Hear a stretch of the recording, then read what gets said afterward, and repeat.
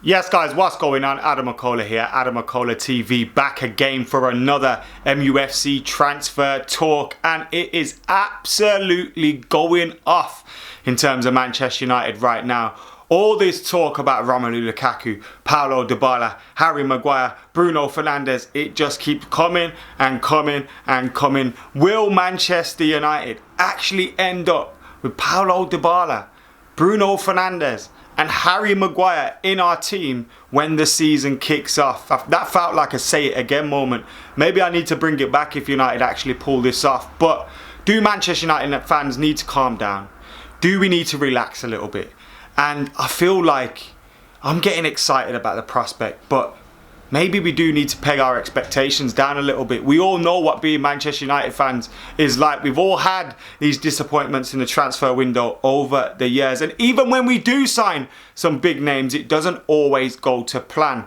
So in this show, we're going to have a little chat about all things Bruno Fernandes, Harry Maguire, Paulo Dybala, Romelu Lukaku. I'll give you an update on what's going on with their potential moves, and give you a little bit of opinion as well, because obviously that's what you guys come here for. And thank you to everyone that has been subscribing to Adam McKola TV as well. Plenty new subscribers at the moment, and of course all my old subscribers. We are back, and we are back in action with the regular videos.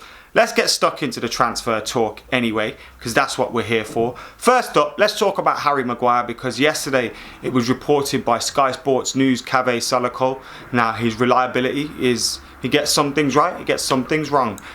Sky Sports, same with them as well. And of course we know they have their reasons for things with Sky Bet and all that. But they were reporting yesterday that Manchester United were ready to offer £80 million for Harry Maguire. That would be a world record fee for a central defender.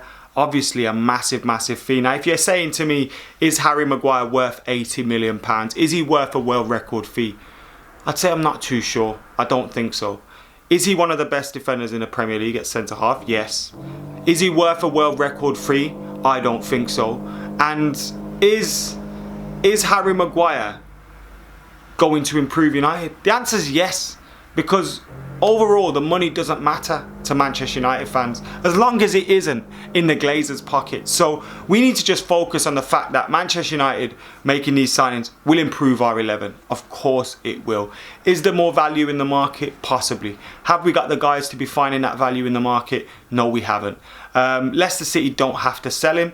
And Leicester City are a team that have a lot of money themselves, having been in the Premier League, obviously won the league recently. They've got a massive TV deal. They've got a decent team themselves. They have no reason to sell, but Harry Maguire wants to leave. He's made that clear.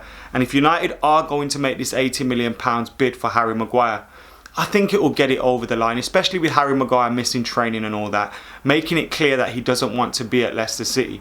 I think it's now a matter of time before Harry Maguire does become a Manchester United player. And this is the deal that I am most confident of actually happening out of all three of these deals. Lukaku to Juventus, Dybala to United, Bruno Fernandes to United, and Harry Maguire to United. This is the one I'm most confident about happening. And I actually think a defence of Luke Shaw, Bissaka, Harry Maguire and Lindelof, or Bailly when he's fit, or whatever, Twanzebe alongside him, I'll be quite happy with that as a defensive back four with David De Gea in goal behind them. You have to be quite happy with that defence going into the season. Obviously £80 million is a lot of money, but I don't think Harry Maguire is a player that will be affected by a price tag or affected by hype. He seems quite level-headed. He seems like he's got his feet on the ground. He's handled every move he's had so far. Obviously United is a massive move and he wouldn't have experienced anything like it. But I think if we spend the money, I think we'll have a decent centre-half on our hands. A very good centre-half on our hands, in fact. And one that can improve as well. So, yeah, I'd be happy with it. Although I'm realistic enough to understand that £80 million is a hell of a lot of money. It's probably not worth a world record fee. But who cares? It's not in the Glazers' pockets. Moving on from that to Bruno Fernandes. Now this one just keeps taking twists and turns, left, right and centre. Now you already know my opinion on this Bruno Fernandes stuff. I've said it to you before. I've got a dodgy feeling about this one. I don't think it's going to come off. Are Sporting using us to increase offers elsewhere? Are they trying to, shop him around, get some big money in for him and using Manchester United as a name to do that? We saw that with Nicolas Pepe and I was a bit uncertain by them ones, and then we hear Napoli and Arsenal are in for him. And I had the same feeling about this, but in recent weeks, all the talk has been about Man United. It hasn't been about any other clubs. There's been a lot of smoke. Now, is there going to be fire? The recent reports are saying Sporting want him to play against Benfica at the weekend. Now, that's a strange one. If United were going to buy a player for, 60, 70 million, would we allow him to play in a competitive game for Sporting Lisbon just before he turns up to Manchester United, a week before the season starts? I don't know how realistic that is. Now, we may think, wow, it's a competitive game, he's going to be getting his match fitness up, it's good for us. But what if he gets injured? Then the whole deal's off. Now, he could get injured in his first training session for Manchester United. That's risks footballers take. But it's just a little bit of a strange one to me, and I'm not quite sure about this. Yes, there's a lot of reliable heads saying that there's an interest there from Manchester United. A deal is actually close. But nothing seems to be happening, and surely if it was, we would have signed him by now. But then you could say that about Harry Maguire. Surely if there was interest, we would have signed him by now, but there clearly is interest, and Harry Maguire is clearly interested. So we can see why these things can get held up in terms of negotiating. Have United, in terms of taking their eye off it and gone, right, they want to keep him till then, let's focus on Maguire, let's focus on this Dybala-Lukaku deal. Now that would make sense, but our board and Edward doesn't make sense all the time, so I don't think I want to credit them with being that clever. But if they pull it off, and they get a Maguire, and they get a Bruno Fernandes before the window closes, and then they manage to swap Lukaku for Dybala, you'd have to take your hat off to them, because it's been a good summer. Although I think they would have fallen upon it, because there's no way they were ever thinking of replacing Lukaku, especially with a player like Dybala. And that for me is why I'm so keen for this to happen. Lukaku clearly wants to leave Manchester United, clearly open to a move to Italy, Inter Milan, Juventus. He's spoken about all three in recent weeks. His agent clearly wants to make a move happen. He's been speaking about that happening as well. Inter Milan clearly interested. Now, Juventus have come into the mix.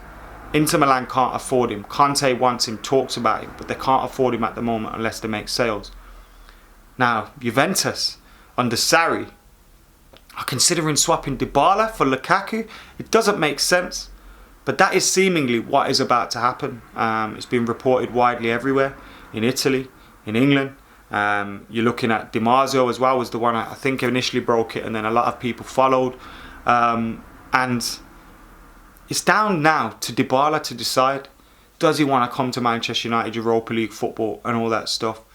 Or does he want to fight for a spot with Sarri, who actually wants to sell him to bring in Romelu Lukaku at Juventus? Now, I wouldn't be surprised to see Dybala say, I'm happy to stay here.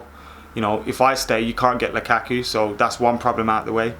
I'm happy to try and battle for a spot in this team that's going to win the league and is potentially going to win the Champions League. You wouldn't be surprised to hear him say that, and that's why I'm a little bit nervous about getting excited about this one. Yes, it would be a fantastic move. You look at Dybala, where would he fit in? So you're thinking, right, it could play just off the striker. It could play a diamond, with him just behind Marcel and Rashford, or in the 4-2-3-1, it could be the number 10, or he could play out wide in the front three. So the options are there, and that's why it seems like a perfect replacement for Lukaku, because Lukaku clearly didn't fit in with the way Ole Gunnar Solskjaer wants to play.